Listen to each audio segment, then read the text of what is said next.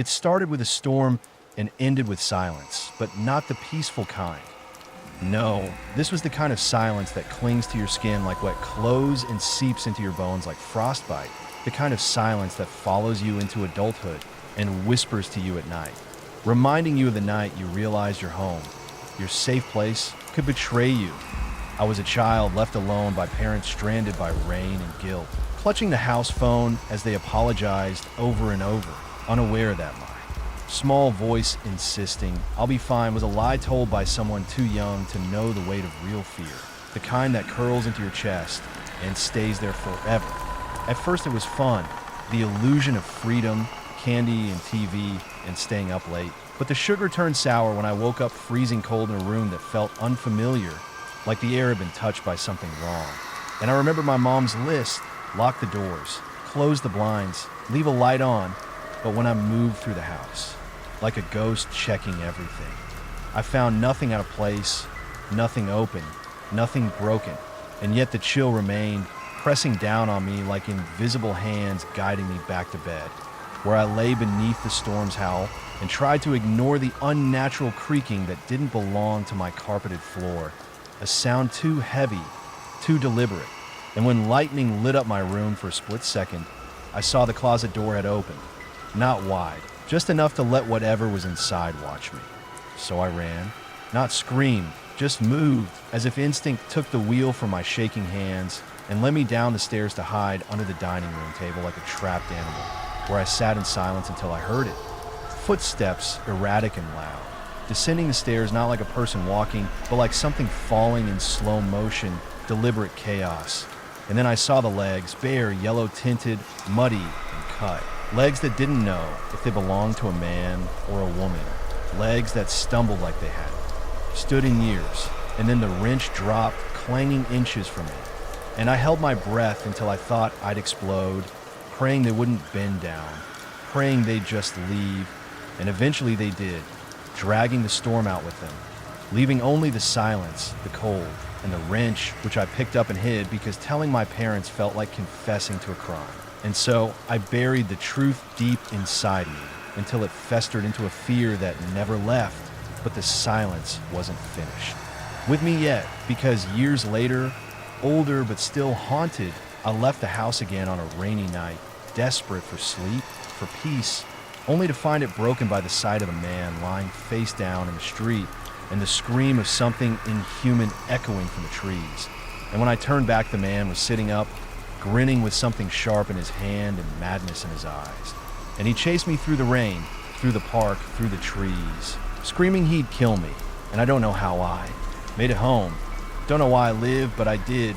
And now, every time it rains, I remember those legs, that wrench, that scream, that smile. And I wonder if whatever entered my house that night ever truly left, or if it's just waiting for the next storm to come back inside. That I wish I could say that night was the last time something like that happened.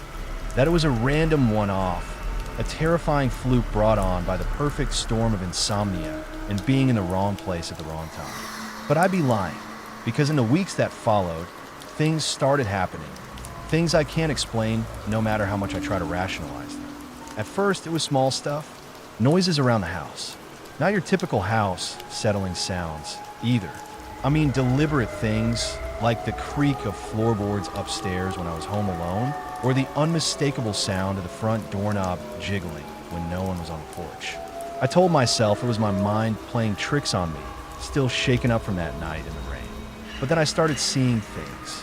At first, it was just fleeting shadows in my peripheral vision. Always at night, always outside my window.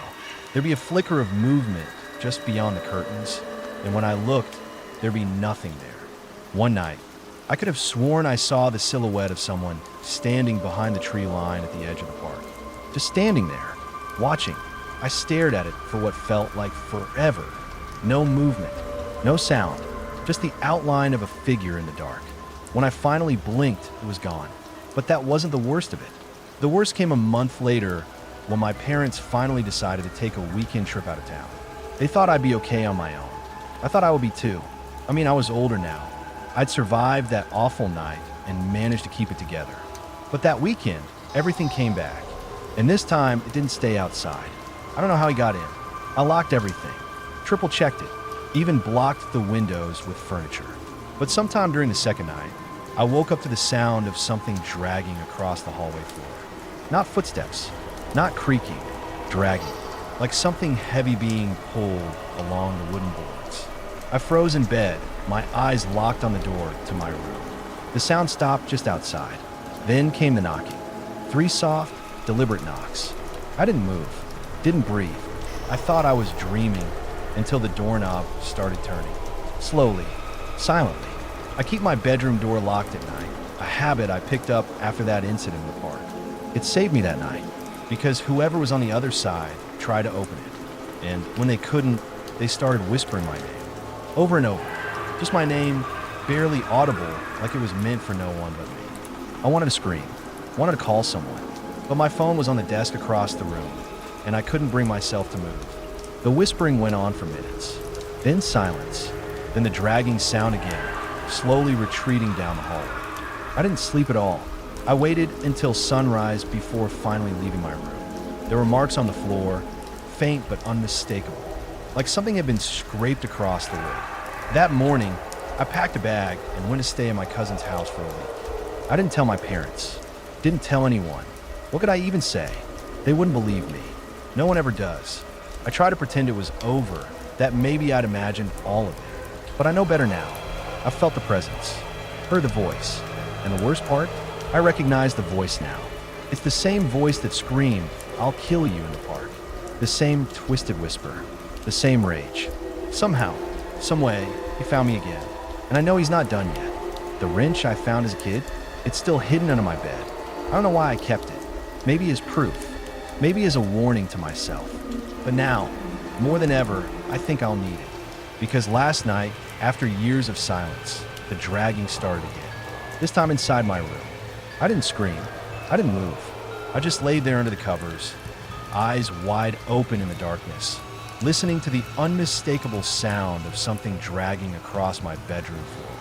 Not fast, not aggressive, slow, like it was taking its time, like it knew I was awake and wanted me to hear every inch it moved closer. My breath caught in my throat as the sound stopped just beside my bed. Then nothing.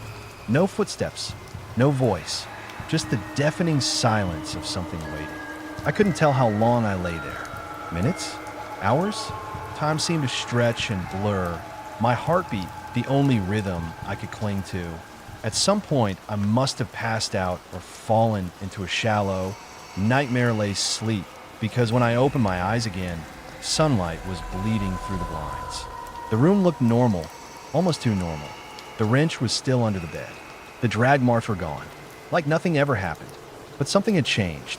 I could feel in the air, heavy and charged, like the moment before a storm breaks. For the next few days, I tried to act like nothing was wrong, going about my routine, going to work, answering texts, smiling when I had to. But underneath it all, I was unraveling. Every night, just as I was about to fall asleep, I'd hear it again. That low dragging sound, soft at first, then louder, closer, always stopping just shy of my bed. And every night, it would vanish with the first light of dawn. I began sleeping with the lights on. I set up my phone to record audio through the night, hoping to catch something, proof, maybe, or just confirmation that I wasn't going insane. The first 2 nights, the recordings picked up nothing, just white noise. But on the third night, I listened back and heard it. At exactly 3:14 a.m., a dragging sound started faintly in the background. Then a voice, my name, whispered just once. So clear, so close, like someone was leaning right over the phone when they said it. I played it back again and again, and each time it sent shivers racing down my spine. I didn't know what to do with it. Who do you take something like that to? Who would believe a haunted audio file recorded in the dead of night? So I did the only thing I could. I tried to fight it. I started sleeping with the wrench beside me, its cold weight a grim comfort. I salted the doors and windows, said prayers I barely remembered from childhood, even burned sage after finding a thread about it in some late-night paranormal forum. But none of it worked. If anything, it got worse. Now the whispers didn't wait for nightfall. I'd hear them faintly in the shower, behind me when I was brushing my teeth, or coming from my closet even though the door was open and the light was on. The dragging turned into thumps, dull impacts that made the floor tremble slightly beneath my feet. I stopped going out, stopped talking to people. Something was closing in on me, something relentless and unseen, and the more I tried to resist it, the stronger it became. Then came a night, everything changed. I was lying in bed, gripping the wrench with white knuckles, when the whispering started again. But this time, it wasn't just my name. This time, it said something else. I found the others. At first, I didn't understand. Others? What others? Then I remember the park, the blood, the figures I thought I saw lying in the bushes that night so many years ago. And a cold, horrible realization sank in. It wasn't just me. I wasn't the only one who had seen him. And maybe, just maybe, they hadn't been so lucky. I didn't sleep that night. I spent hours digging online, deep into the digital rot of obscure forums and crime blogs, trying to find anything, anyone, who might have experienced something similar. And then I found it. A post on a forgotten thread, dated almost exactly 1 year before my encounter. Someone described the same figure, the same park, the same wrench. The post ended abruptly, mid-sentence. The user was never active again, and below it, a single reply. He never forgets. I don't know what he is. A man, a ghost, a thing that wears the memory of violence like a second skin. But he's real, and he's not done. Because last night, when I finally forced myself to sleep, I dreamed I was back in the park. Same rain, same bench, same silence. But this time I wasn't alone. There were others there. Faces I didn't recognize. All of them pale, lifeless, staring at me with empty eyes. And in the distance, walking toward us through the trees, was the man in the soaked hoodie, dragging something behind him. When I woke up, the wrench was gone from my hand. In its place was a note written in jagged, unfamiliar handwriting. Your turn. I stared at the note for what felt like hours, my fingers trembling around its edges, the words your turn carved into the paper like a wound that wouldn't heal. And in that moment, I knew I was no longer just being haunted. I was being chosen, marked, initiated into something older and more insidious than anything I could have imagined. A cycle, perhaps. A ritual passed down not through generations, but through trauma, through chance encounters, through the brutal machinery of fear itself. And as the morning sun lit the room in pale yellow light, it all felt wrong, like the warmth of day had no right touching the shadows that had crawled into my life. And I realized that no one around me had any idea that something had shifted, that a crack had opened beneath the surface of reality, and I'd fallen straight through. And the worst part was knowing deep in my bones that this thing, this entity or force or being, whatever it was, wasn't just coming for me anymore. It was moving outward, rippling into the world through me, like I was now a conduit, a carrier of whatever darkness it embodied, because things started happening around me. Not just in my apartment, but everywhere I went. At the grocery store, I heard a child scream when he looked over my shoulder, only to find no one behind me. At work, a coworker walked past my desk, froze mid-step, then stared at me wide-eyed and whispered, "He's right behind you," before collapsing into tears with no memory of what she'd said. Minutes later, and every time I checked my phone, the call history showed numbers I didn't recognize, always around 3:14 a.m., always lasting exactly 1 minute and 13 seconds. And when I played back the voicemail messages, there was nothing but static, except on the 7th message when I heard something breathing, slow, and deliberate. And then a click like someone had hung up from the inside of my closet. And it wasn't just the sounds anymore. Now it was physical doors opening on there. Own, the refrigerator running blood instead of water from its filter. My reflection not quite matching my movements in the bathroom mirror, hesitating just a second too long before blinking. And then one night, I found a folder on my laptop I didn't remember creating, labeled only with the date, October 19th, 1993, which made no sense to me. I wasn't even born until 95. But I opened it anyway, and inside were dozens of photos, grainy, black and white, and all of them showed the same man, always an A. Different place, a crowd, a hallway, a wooded path, but always staring directly into the lens, his hoodie soaked, his eyes blacked out with crude scratches. And the final photo was of me, asleep in bed, taken from the foot of my mattress, time-stamped 2 nights ago. And I don't know how it got there or who took it, But I couldn't breathe for almost a full minute after seeing it because I remembered that night. I remembered dreaming of drowning in a river of hands that gripped my arms and pulled me under, all of them whispering, "He's inside now, he's inside." And I thought it was just a nightmare, but maybe it wasn't. Maybe dreams are just the language this thing uses to speak when it doesn't want to be heard. And I started wondering how many others there have been before me, how many your turn notes were out there right now. Yellowing in desk drawers, stuffed in shoeboxes, burning silently in the pockets of the paranoid and the damned. And I became obsessed, printing out everything. Pinning articles, police reports, unsolved disappearances, mapping sightings of the hooded man like a conspiracy theorist unraveling the end of the world. And it all began to point to the same thing.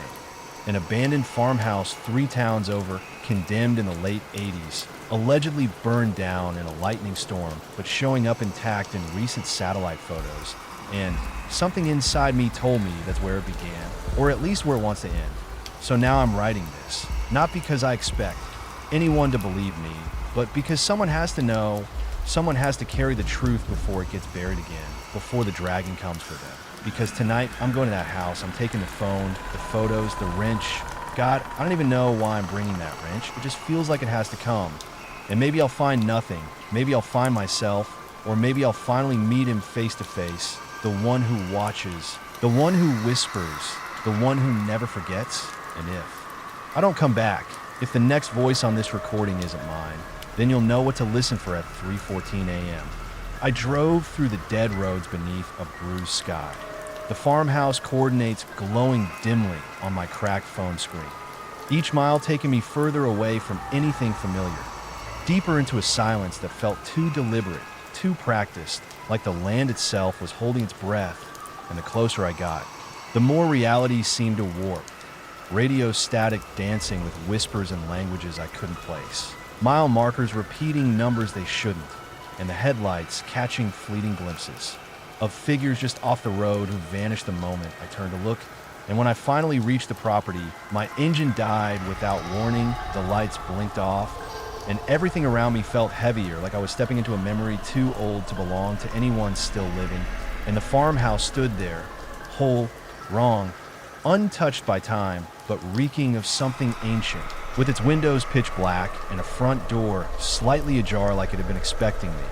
And I swear I saw movement behind the glass, like something just retreated the moment I arrived, and I wanted to run.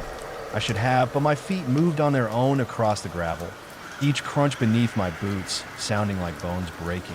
And when I stepped inside, the air shifted. It wasn't musty or moldy, it was sterile, empty, like something had scoured it clean of all natural decay. And the walls were lined with photographs, hundreds of them, all faces blurred except for one constant figure in the background. The hooded man, closer in each photo, until in the final frame, mounted alone at the end of the hallway. He stood in the foreground, hand pressed against the lens, as if pushing through, as if trying to reach whoever looked too long. And I didn't even realize I was crying until a drop hit the wooden floor and I heard it echo like a bell ringing in reverse. And from that moment on, the house responded to me.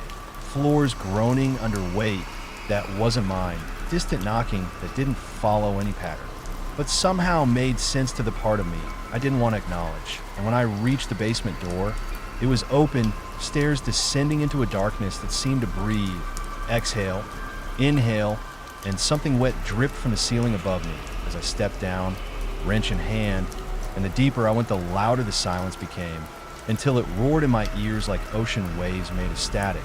And then I saw it, a circle drawn on the concrete in what looked like rust, but smelled like rot.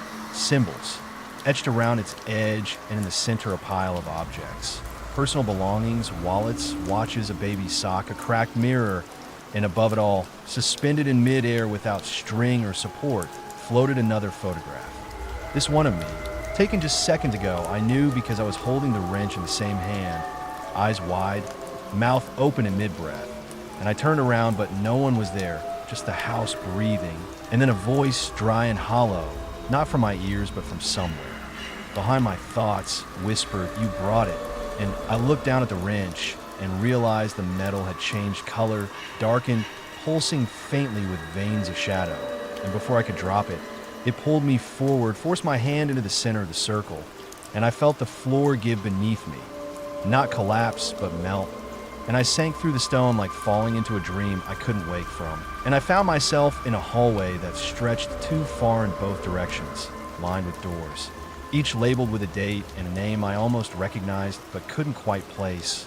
And behind each door came different sounds: sobbing, scratching, laughter, prayers, all bleeding together in a choir of loss. And I understood then that this wasn't a house, but a vessel, a cage, a mouth wide open and waiting, and I was now part of it. Not because I was special, but because I'd been touched, chosen, infected by curiosity. And when I opened the first door, I saw a younger version of myself watching. Static on a TV, eyes bleeding, unaware of my presence. And the moment I stepped in, the door slammed shut behind me and the TV turned toward me, screen twisting into the face of the hooded man, no longer hiding behind photos or mirrors. And he said nothing, just tilted his head slowly, and suddenly I understood the truth. The dragging doesn't take you somewhere. It brings something through you like a channel, a portal made of fear and memory. And by coming here, I had widened it, made it stronger. And I couldn't scream, couldn't move, just stood there as the walls peeled back like skin, revealing endless rows of eyes blinking in unison, all watching me, judging me. And one final thought cut through the noise like a knife. What if the note never said your turn as a threat? What if it was a command? The room bent around me like a fisheye lens, the corners curving inward as if the space itself disapproved of my presence. And I could feel that photograph still folded somewhere. In my jacket pocket, hot now, like a fever pressed against my ribs. And as I reached for it, my fingers passed through my jacket like it was smoke. And that's when I knew I wasn't fully here anymore. Not in the way humans are supposed to be, not in the way I used to be. And the figure on the screen, the hooded man, was no longer confined to the glass. He was stepping out slowly, one frame at a time. His movements jerky like old film reels spliced together wrong, but steady, inevitable. And I backed away, hitting the wall. Except it wasn't a wall anymore. It was skin, breathing, warm and slick with some kind of oily sweat that smelled like earth and rot and old metal. And I turned to run, but there were no doors now, just endless frames. Scenes from my life twisted out of order, moments I had forgotten or never remembered living. My childhood bedroom submerged in water, my grandmother's face melting in static. A version of me older, gaunter, alone, hunched over a desk cart. Symbols into a journal that looked exactly like the one I'd found years ago in the attic of the funeral home where I'd grown up. And then I remembered something I tried to bury deep. The sound of scratching in my walls as a child. The man who came to bless the house, but never left. The night I sleepwalked and woke with my hand pressed to the cellar door, whispering something I didn't understand. And I realized this thing, this force, had been circling me all my life, waiting for the right moment to open me like a lock. And this farmhouse, this maze, was not its origin, just another branch of the same root system that ran beneath every forgotten building, every condemned asylum, every lighthouse abandoned mid-construction, a living architecture that pulsed beneath the skin of our world. And I was now its witness, its vessel, and maybe worse, its archivist. And I felt words forming in my throat. Not mine, not English, something older, wetter, syllables that left a taste of ash and bile on my tongue. And I screamed, but the sound came out wrong, reversed like a cassette rewinding too fast, and all around me the walls began to split open, not like breaking, but like blooming, and from them stepped others. People I almost recognized, people with my eyes, my jawline, all distorted like they'd lived in different timelines but carried the same burden. And they pointed at me, not accusing but beckoning, welcoming, and they opened their mouths and in unison said, "The fifth gate has accepted you." And I didn't know what that meant, but I knew there were more gates, more layers, and I wasn't at the end. I was at the beginning, and the dragging wasn't just something that happened to victims. It was how this thing recruited, evolved, multiplied, using fear as fuel, memory as mortar, and I began to understand that every haunted house, every whispered legend, every cursed videotape or ritual gone wrong, all of them were breadcrumbs from the same source. Test runs, doors. A jar waiting for someone dumb or desperate enough to walk through. And as my body began to dissolve into the static of this place, I saw a screen blink on in the distance, showing a live feed of someone else. Another person, somewhere far away, staring at an old photograph they just found under their floorboards, their face puzzled but curious. And I knew exactly what they were about to do, and I knew exactly what would follow. And as my final thought unspooled into the void, I heard the same whisper I had ignored so many times in the past. The same voice that had haunted the edges of dreams and white noise and childhood nightmares. Pass it on. And somewhere, miles or maybe centuries away, depending on how this thing folds time, a man named Ezra Turner sat in the basement of his newly inherited house, an aging colonial near the Pennsylvania border, thumbing through a stack of old deeds and water-stained photographs that had been sealed behind a false wall, unaware that the house's original owner, a man erased from public record but still present in more than a few whispered local myths, had once been institutionalized for carving strange diagrams into the floorboards using fingernails pulled from his own hands. And as Ezra held one particular photo up to the light, a group portrait from 1893, faces blurred except for one figure in the back, hooded and sharp, his vision wavered, and for a second it was as if the picture looked back, the ink in the photo still wet, rearranging itself slowly, deliberately, while the air in the room took on a pressure that reminded him of standing beneath heavy water, and upstairs the pipes began to moan, not clank or hiss, but moan like something breathing through rusted lungs. And it wasn't until the lights dimmed that he noticed the edges of the room darkening in a way that light couldn't reach, as if shadows were feeding, expanding, dragging themselves up from the old crawl space beneath the foundation. And Ezra, rational, educated, and recently divorced, laughed nervously and said to himself it was just the stress of moving, just a mind playing tricks, even as that photo slowly bent, inward at the corners like it was folding into itself, revealing a second image beneath it, a Polaroid that shouldn't have existed, showing a man in modern clothes slumped in a hallway soaked in something black and reflective, a hallway that looked like the one Ezra had just passed on the second floor, but warped, unnatural, the angles impossible. The perspective bent like it had been taken from the viewpoint of something crouched low to the ground. And as he looked closer, Ezra saw his own face. In the background, behind the man, peeking out from a cracked door, except his eyes were gone, just smudged pits where pupils should have been. And in that moment, the basement air turned cold. Not physically, but conceptually, like something had changed in the rules of the room. And he realized he hadn't blinked in over a minute, couldn't blink, and his limbs weren't responding quite right, like he was watching a recording of himself slightly out of sync. And then the scratching started, low and persistent from beneath the floorboards this time, then from behind the old oil furnace, then from inside the walls. And Ezra remembered what the contractor had said, something offhand. This place's weird insulation sounds bounce funny down here. And now Ezra knew it wasn't bouncing. It was following, and as he dropped the photo, it didn't flutter down like paper should. It dropped straight, heavy like lead, like it wanted to reach the floor fast so it could sink deeper. And as it touched the wood, a heat surged up through the room, bringing with it a chorus of whispers, layered and overlapping, some begging, some laughing, all wrong. And he recognized one voice, his own, or a version of it, repeating a phrase over and over, something that sounded like, "The cycle must complete." And he tried to run, but the stairs are gone now. Just a hallway where the furnace used to be, its walls narrowing with each step, covered in old wallpaper that peeled in patterns resembling letters, and those letters forming words, and those words spelling names. And one of those names was as scratched and deep, like someone had known he would be here, like this whole house had been waiting for him. And the hallway stretched farther, the ceiling getting lower, and somewhere in the distance he could hear the sound of film rolling, a projector flickering behind his eyes. And with every step he felt less like himself, more like a story being written by something else, something older. Then memory, something that didn't care about time or sanity or salvation, only expansion. And he suddenly understood.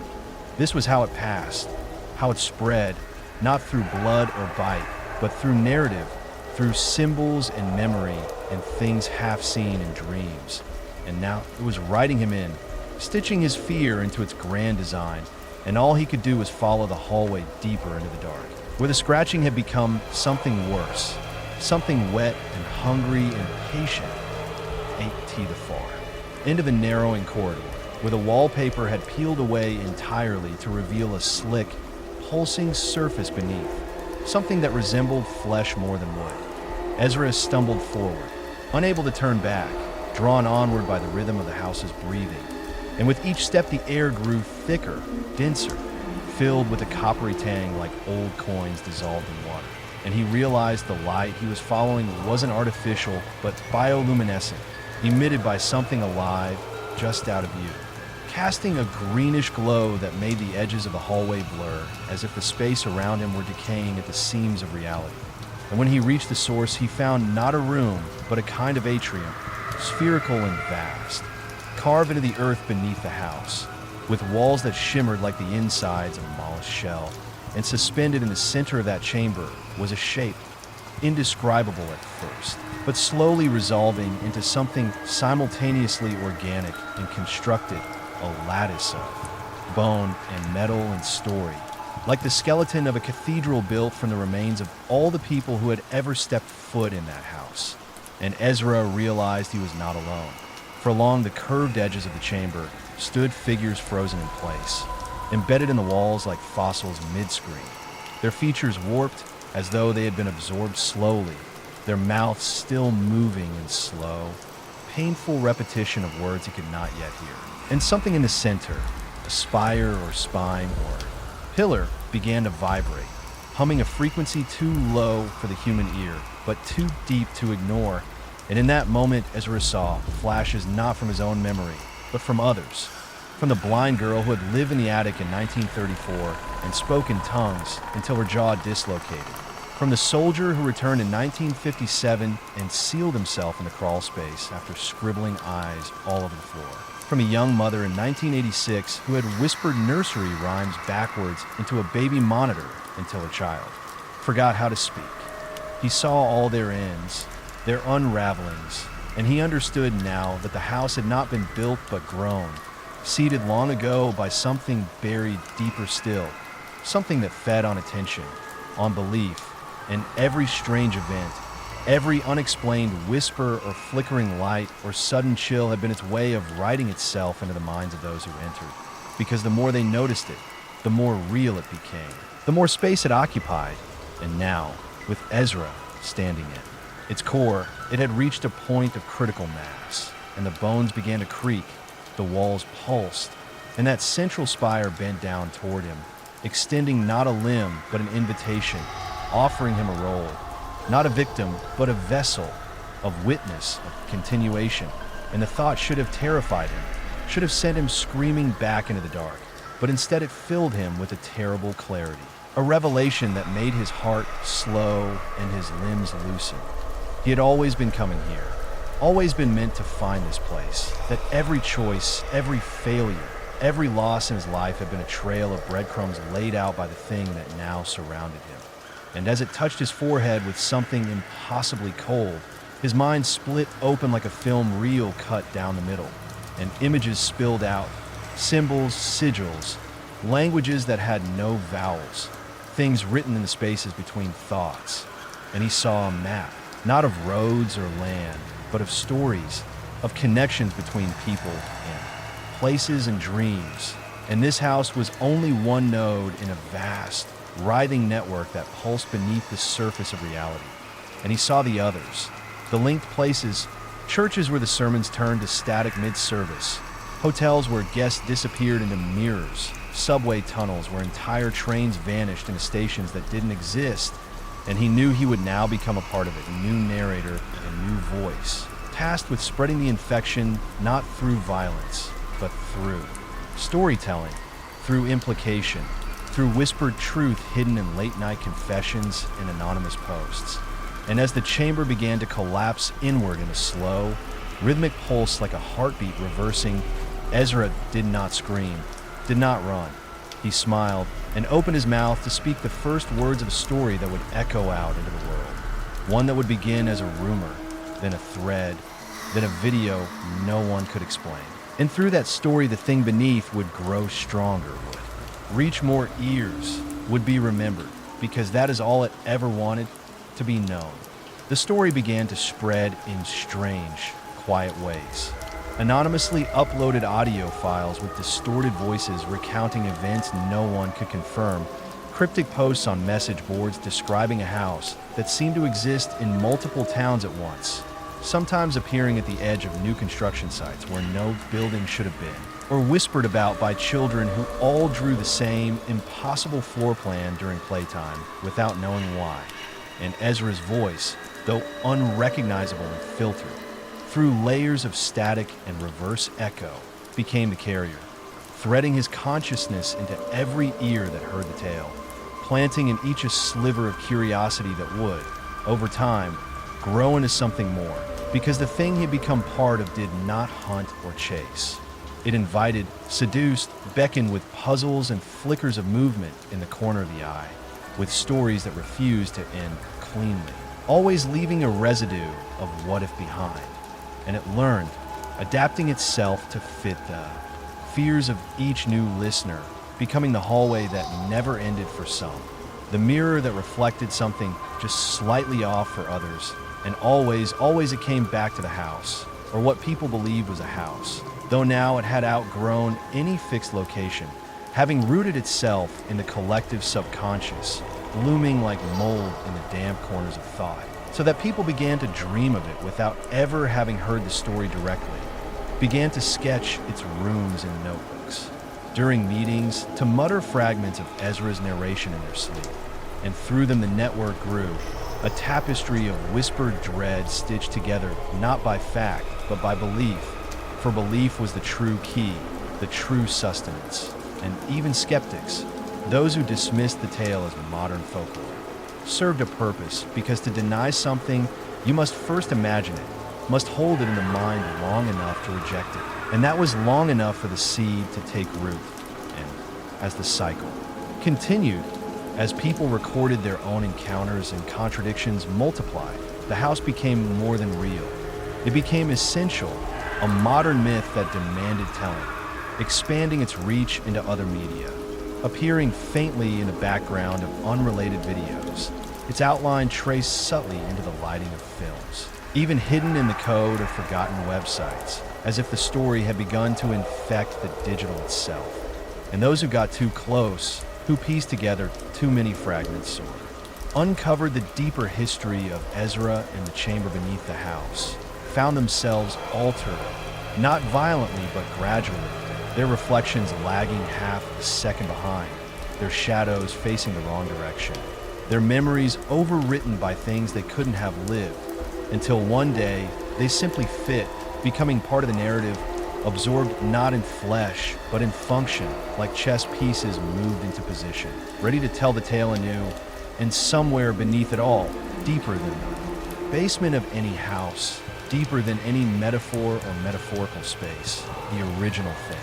The first thought, the first fear, the first question that birthed the network, rested and pulsed, no longer needing to move because the world now moved around it, feeding it with every retelling, every repost, every time someone said, "Have you heard the one about the house that only appears at night?"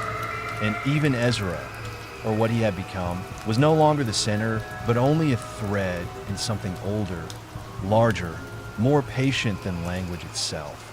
And it waited not for belief, but for understanding, for the moment someone wouldn't just listen or tell, but would remember, not as a story, but as a place they'd truly been, a place they'd always known, just waiting at the edge of sleep or memory or madness.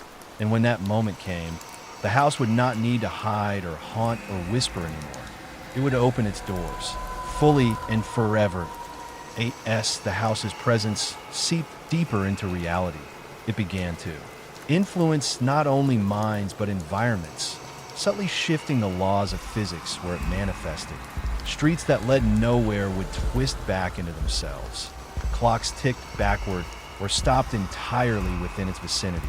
And those who attempted to map or photograph the house found their equipment malfunctioning or producing images smeared with indistinguishable shadows that seemed to ripple and breathe, while the air around the house carried an unplaceable scent, like old paper and damp earth. mingled with a faint trace of burnt ozone that unsettled even the most rational visitors, and soon, entire communities found themselves drawn into the orbit of its enigma, some reporting inexplicable disappearances, others strange phenomena that defied explanation, like objects rearranging overnight or neighbors recalling conversations that never happened, as if reality was subtly rewritten to accommodate the house's narrative. Scholars and paranormal enthusiasts formed clandestine groups, dedicated to decoding the symbols and audio fragments left behind by Ezra and others, theorizing that the house was less a place and more a transdimensional anchor, a node in a vast, unseen network of consciousness that connected the physical world to something ancient and unknowable, while technology itself began to reflect the house's influence. Anomalies appearing in digital maps where the house blinked in and out of existence, chatbots generating cryptic messages about endless corridors, and virtual reality experiments unwittingly recreating its interior, pulling participants into immersive hallucinations that blurred the line between simulation and reality. And amidst all this chaos, a core question emerged. Was the house a curse, a prison, or an invitation to transcendence? People who had encountered it described sensations beyond fear. Moments of profound clarity where time dilated and the walls whispered secrets in languages both alien and familiar, while others experienced a gnawing sense of loss, as if part of their soul remained trapped within its shifting geometry, tethered to the echo of Ezra's voice that wove through their dreams. And in rare cases, individuals vanished entirely, only to return changed, their eyes reflecting a landscape of infinite corridors and a smile that was both knowing and hollow, hinting at a deeper truth that defied understanding, suggesting that the house was not merely a location or a story, but a living entity that fed on memory and perception, growing stronger with each new believer, each retelling, becoming an archetype for the fear of the unknown and the allure of forbidden knowledge, compelling humanity to confront the fragile boundaries between reality and myth, sanity and madness, self and other. And as the years passed, the house's legend wove itself into culture and consciousness, a modern folklore that transcended generations, constantly evolving and adapting, ensuring that no one who heard its tale could ever truly forget. For the house existed in the spaces between thought and sleep, a shadow lingering just beyond the edge of sight, waiting for the next curious mind to open the door and step inside, into the infinite labyrinth that was no longer just a house, but a reflection of the deepest human fears and desires, an eternal puzzle with no final answer, only endless rooms and whispered promises of what lies beyond.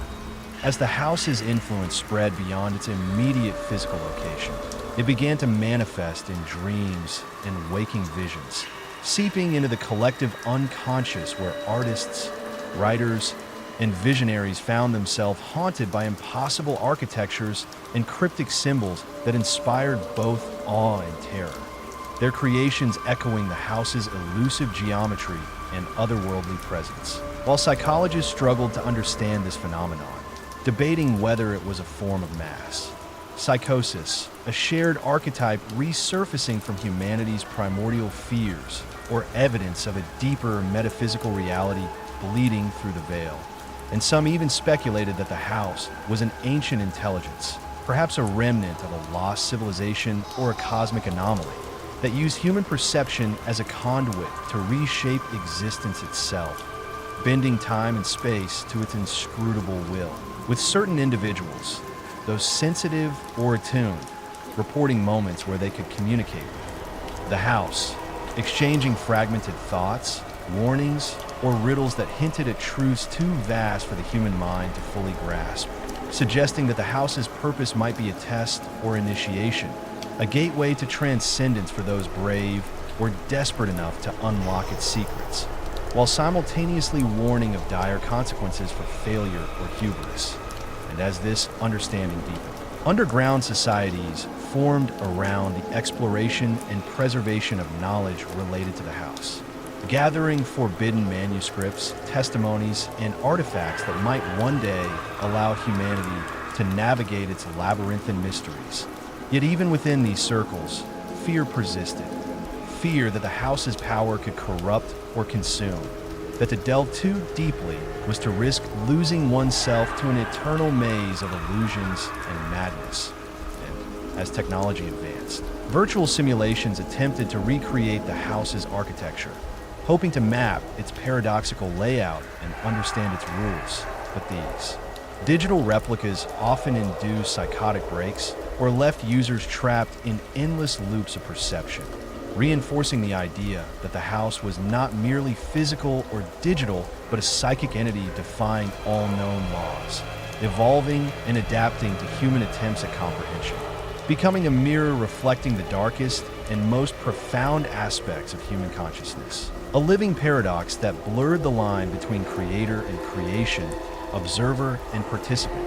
And as this legend grew, it seeped into global culture, music, films, folklore, each iteration adding new layers of meaning and mystery, while the house itself continued to exist simultaneously everywhere and nowhere, a symbol of humanity's eternal quest to confront the unknown, to seek meaning in chaos, and to understand the fragile, ever-shifting nature of reality itself, forever challenging us to step beyond the threshold and face the infinite unknown that lies just beyond the door. The more humanity tried to unravel the house's enigma, the clearer it became that it was not a fixed structure, but a shifting nexus of realities, an intersection where time folded onto itself and dimensions intertwined in a kaleidoscope of infinite possibilities. And those who encountered the house firsthand, whether physically or psychically, found themselves forever altered, their perception fractured and expanded, some gaining profound insights into existence, consciousness, and the nature of reality, while others descended into madness, lost in recursive loops of memory and illusion, trapped between moments or realities that defied linear explanation. And as reports accumulated, a new discipline emerged, anomalous architecture, a field blending quantum physics, metaphysics, psychology, and ancient mysticism, striving to map not only the house's impossible geometry, but its effect on the human psyche and the fabric of the cosmos itself, with researchers hypothesizing that the house might be a sentient organism, or a manifestation of the universe's hidden consciousness, a cosmic experiment or message encoded in spatial form, designed to evolve those who engage with it and challenge their understanding of existence, while secret governments and private organizations scrambled to control or weaponize the knowledge, aware that such power could rewrite history, alter fate, or even erase entire timelines. Yet none could fully master or contain it, as the house resisted categorization, its labyrinthine halls, morphing unpredictably in response to fear, hope, desire, or doubt, reflecting the deepest recesses of human emotion and thought. And amidst this unfolding mystery, a small but growing faction believed that the house held the key to immortality or transcendence, a sacred threshold where the soul could shed its mortal coil and ascend to higher planes of being. But this path demanded sacrifices, trials, and a confrontation with personal darkness so profound that many never returned, and those who did told stories of strange beings, ancient guardians, and cryptic trials that tested their will, faith, and identity, forcing them to question what was real and what was illusion. And as the boundary between myth and reality blurred, the house inspired not only terror but reverence, becoming a symbol of humanity's eternal dance with the unknown.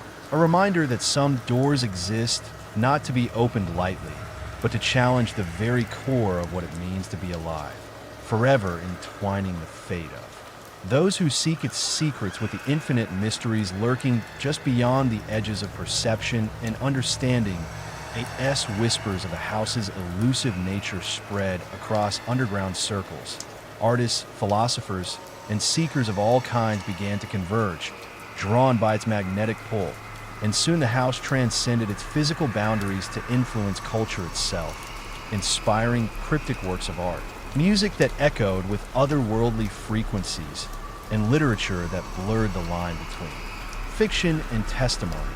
Each creative expression a fragmented mirror reflecting the house's multifaceted enigma, while psychologists grappled with the house's capacity to unlock repressed memories and catalyze radical shifts in identity, noting that those who survived encounters often emerged as catalysts for change in their communities, sparking movements dedicated to exploring consciousness and the collective unconscious. And in parallel, scientists equipped with quantum technology devised experiments attempting to replicate the house's dimensional properties in lab settings, resulting in breakthroughs and paradoxes that questioned the very foundations of physics, time dilation, and causality.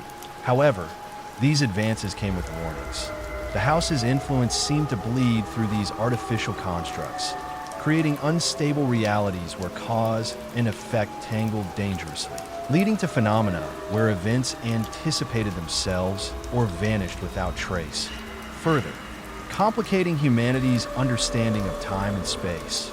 Meanwhile, ancient texts from disparate cultures were re-examined in light of new insights, revealing striking parallels in myths of world trees, portals, and sacred labyrinths, suggesting the house was an archetype embedded deep in human history and psyche, a timeless riddle whispered through generations, encoded in symbols and rituals that hinted at an ancestral knowledge lost to the mainstream, but alive in hidden traditions.